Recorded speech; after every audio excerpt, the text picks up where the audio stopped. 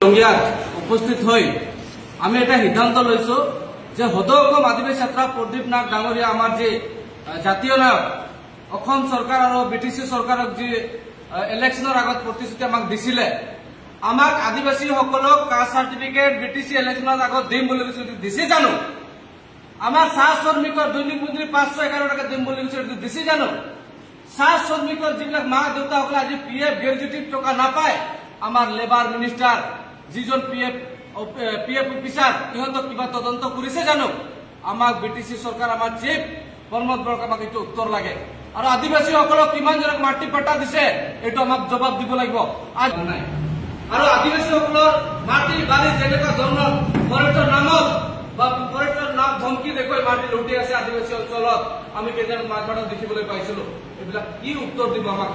BTC সরকার এইটো জবাব লাগে আর ইলেকশনের আগত আপনার আদিবাসী গাঁও বা বস্তিত বা বাগানত আপনার সোমাবার আগত আপনার কাস্ট সার্টিফিকেট দি পিনে আহিব এসটি সার্টিফিকেট আদিবাসী লৈ পিনে আহিব তার পিছত সোমাব তেতিয়াহে আপনার কথা